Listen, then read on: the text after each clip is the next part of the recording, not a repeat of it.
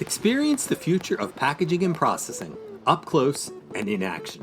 Explore groundbreaking innovations, engage with hands-on solutions, and connect with the experts transforming the industry. See how these advancements can revolutionize your products, production lines, and business. It all starts here. Don't miss out. Register today at packexpolasvegas.com/unpackedpod.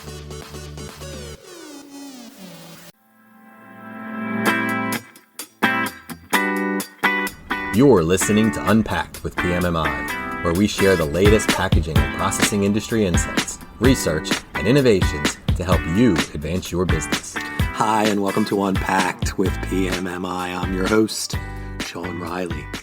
Today, I give the reins over to the capable hands of PMMI Media Group's Director of Marketing, Amber Miller. As part of our ongoing Learning Circle series, Amber hosts a special Packaging and Processing Women's Leadership Network conversation focused on maximizing the trade show experience for women in manufacturing. Featuring insights from leaders at PMMI, Just Born, and SCA Fabricating, the discussion covers how to prepare effectively, network with confidence, and follow up with impact. Whether you're an attendee or exhibitor, you'll gain practical strategies to enhance your ROI and foster meaningful, lasting connections. Let's have a listen. I'm Amber Miller, Director of Marketing at PMMI Media Group and a member of the Packaging and Processing Women's Leadership Network. As a part of our ongoing Learning Circle series, today we're talking about navigating the trade show experience for women in manufacturing. We'll explore how to prepare for, engage in, and follow up when attending a trade show. Today, I'm joined by Laura Thompson, VP of Trade Shows at PMMI, Charlotte Ashcroft, Packaging and Graphics Development Manager at Just Born Quality Confections, and Elise Wright, VP of Marketing and Business Development at SCA Fabricating. So from an attendee perspective, what steps can you take before attending a trade show to maximize your ROI, both mentally and logistically, so you feel confident and supported from day one? Yeah, so for me, as an attendee, it starts well before I set foot on the show floor. I like to align my internal teams, so I'll set up internal meetings, especially with anyone who's attending with me at the trade show, but anyone who's not coming. So typically for a show like PACK EXPO, we will not have marketing or procurement there with us, but we will have engineering. So we'll get together with the internal teams and make sure that we're all aligned on the strategic priorities or understand which projects are really what we're there to take a look at. So I make sure I'm not just there for myself, but also bringing value back to my organization. Once I understand what I'm really there to look at, what my priorities are, I'll set up my actual agenda for the show. So I'll flag any key sessions. I'll flag anything that I really want to sit in on. I'll flag any must-visit booths. So whether it's just a curiosity or someone that I'm already working with, and if needed, I'll set up a meeting. And then once I have my more structured agenda, I'll filter in how I'll walk the trade show floor from there. So that really helps me prepare logistically. Mentally, I treat it like a marathon, not necessarily a sprint. So definitely planning multiple pairs of sneakers, but also making sure that I have set times for breaks too. So I think my very first trade show really made it a sprint and not a marathon. And I think just especially giving myself the mental permission to stop when I need breaks and take a breath and have a few moments for myself really sets me up for success and carrying on the rest of the day. I think Charlotte saying to approach it as a marathon is huge. We do recommend pre-show planning. There's a ton of resources that we have available at PACK EXPO, and I know a lot of other large shows do. You know, you can go online, search exhibitors. We have a mobile app. There's resources that we have that you can even schedule a consultation pre-show.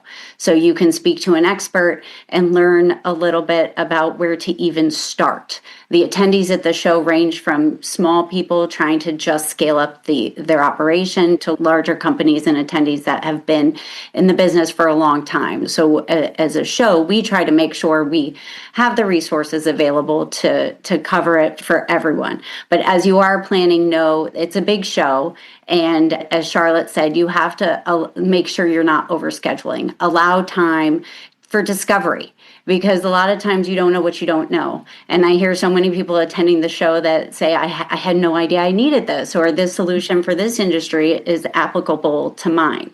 And one of the great things about all of these exhibitors at the show is they're willing to have those conversations with you. And they all talk to each other as well. So even if you go up to a booth and they may not necessarily be able to help you with what you need, they'll say, oh, I know so-and-so who might be able to help you. Just make sure you're doing a lot of the pre-show stuff so that when you do arrive on site, you're not overwhelmed and you at least have a place to start. It's great to have all the resources on site from the PMMI team. All right, Elise, going back to the exhibitor side, do you have some go-to tips for effective networking and building authentic connections with confidence? I think if I had to share one go-to tip for networking and making real connections, it's really leaning into your curiosity. And networking is not transactional. Taking the time to get to know another person and being like genuinely curious about what they do, their work, and that curiosity mindset really just helps to build connections that last so far beyond the event. And I remember one time, it was my first PMMI, the PPWLN breakfast. I walked into the room really not knowing what to expect, and I sat down at one of the tables, and there were probably 8 women at my table, and just started making introductions. And I was sitting next to a CEO of a major company, and then 3 engineering students sitting across from me, and then someone else in marketing. And just the conversation that we had was just so many different lenses and perspectives. And it was just something that's really stuck with me about just this web and just how many different conversations and where do we all come from and where does it lead? So I think that was a really inspiring networking moment for me. But I think on the show floor too, as an exhibitor, I think just listening, again, leaning in with that listening ear and pulling on those threads where you're hearing what people's experiences have been. And I think that's what really makes connections that last. And maybe they turn into a sale down the line, but it's really more about forming that relationship. Yeah, definitely. We'll now go into our after the show strategies. I'll start with Elise. How do you follow up after the show in a way that keeps the momentum going? Turning contacts into conversations and ideas into action. It's a lot for attendees to consume throughout the show. So how do you cut through that noise? Yeah, after the show, while the show itself is over, life continues on and people are just as busy as they were before, if not more. Inboxes are totally full. People have been out of the office for days, including yourself. So it's easy to think of follow-up as something that's just like a to-do list item. And I found that it's so important just to shift that thinking from a to-do into that continuation of relationship building, which takes care and time. And so it's not just about a list of leads or a list of contacts. I think it's so important to just be as strategic with your follow-up as you were with your planning. Going back to those initial contact lists, writing thank you notes, and reaching out on LinkedIn and using those notes that you took at the show to incorporate different aspects of the conversations that you had while on the show floor as a part of that outreach. And just continue to think of it as relationship building. Like, how do you form relationships? And just really taking careful time to nurture those relationships. Yeah, as Elise said, it can be a little overwhelming afterwards. Not only are you trying to catch up on your day job, but you're trying to make sense of everything that happened during the show. As an attendee, you will receive an email after the show with all of the exhibitors who scanned you during the show.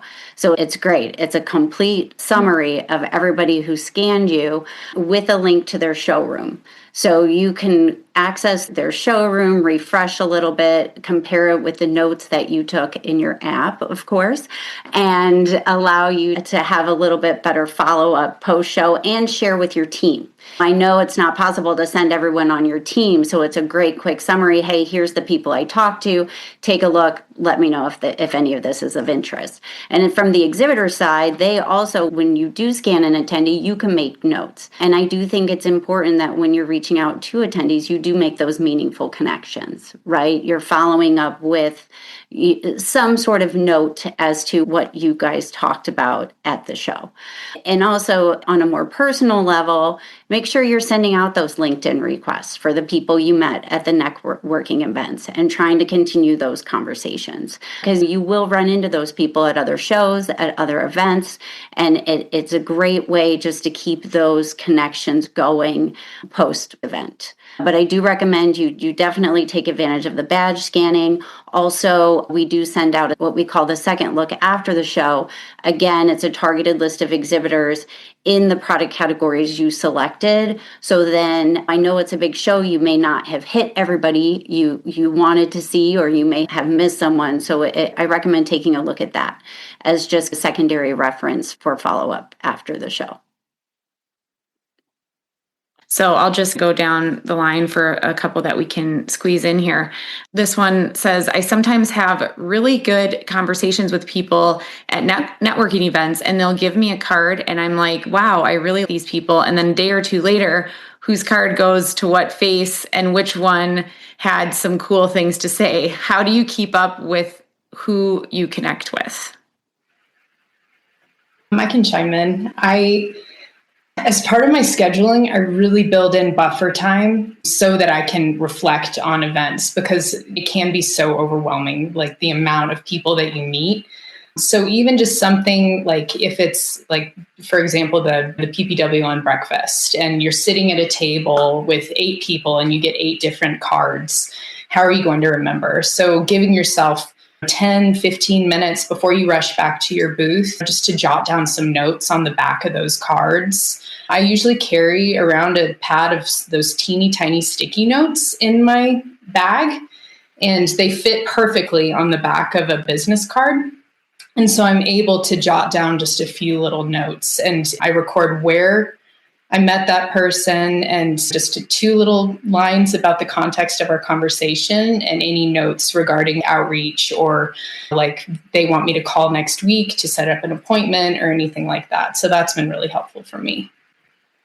Yeah, very similar to Elise, but I organize myself digitally. So I take a picture of everyone's cards. So I don't keep them, because I hate coming home from the end of a trade show with a backpack full of cards of conversations I may or may not remember. So at every break, when I am taking breaks, I'm scanning in those cards and I'm just jotting down notes in my phone. I usually use a Google Drive, so I'll upload it as a photo to the Google Drive and just keep notes in the section in the Google Drive with every business card, similar to at least what we talked about, where I met that person, or anything that I really wanted to remember about the conversation. I agree. I like to go digital. I try to find them immediately on LinkedIn and make those connections so I can do that immediately, because I'm the same as the person who asked the question. If I leave it to the end, I'll have no idea who I talked to or what I did. And one thing I do want to add, as far as the show, all shows are different. Ours tends to be a lot busier the first couple days. And if you really want to have extra time, go later in the show. The exhibitors have more time to talk to you and really engage, or go 2 days, right? Have your first day where you can do your rapid fire, walk around the show, figure out what you need, and then have those deeper conversations the next day. Again, I like how Elise said she builds in that extra time for follow-up and making those notes. I do think that's so important. Yeah, good tip on the last day and just making time in the couple days of the show. It can be overwhelming on both sides. All right. Okay. And then a question for Laura about the app. So if you could just give some details about the app, how to best use it, specific tips, and then when it will be live. Sure. The app goes live usually about a month or so before the show, but you can do pre-show planning right now on the website.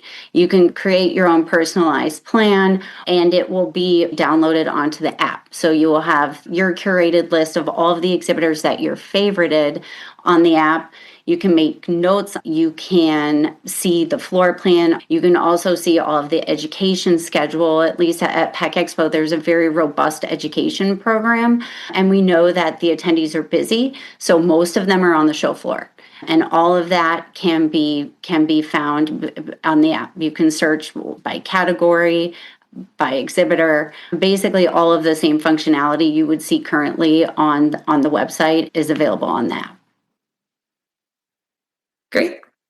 Okay, how would you recommend being less invisible while on the show floor / attaining information in a booth? I confidently assert myself and seek out sales reps, but there are times when reps are going around me to the next person, even after making eye contact with them.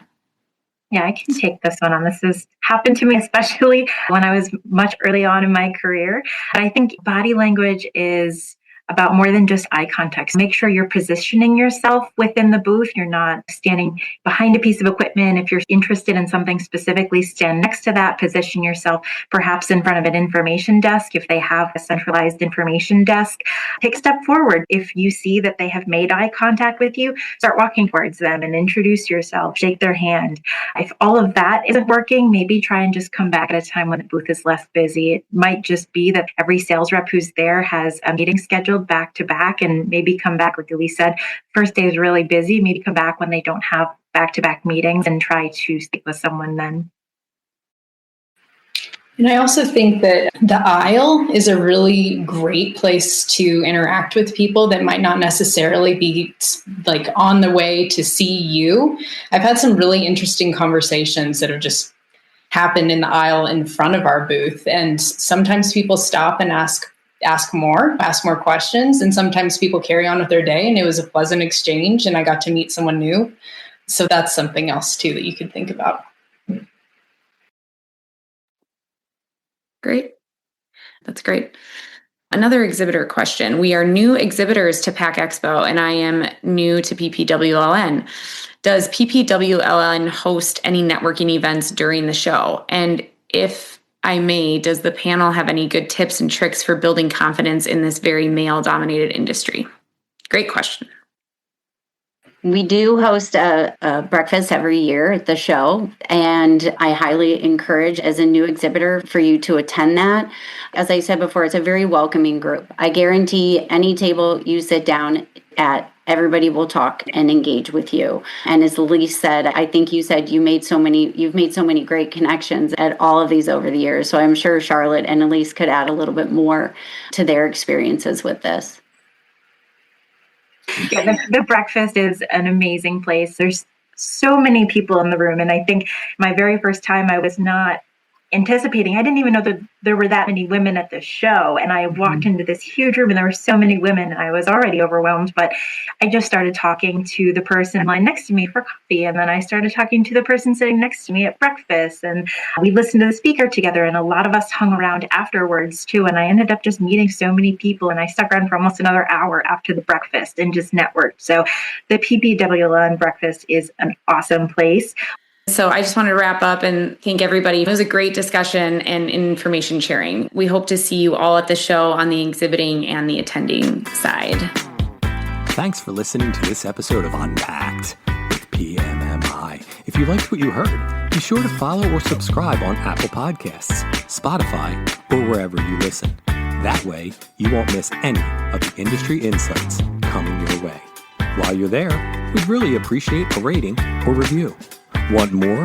Visit pmmi.org/podcasts for all of our past episodes and additional resources. Thanks again for tuning in. I'll see you next time.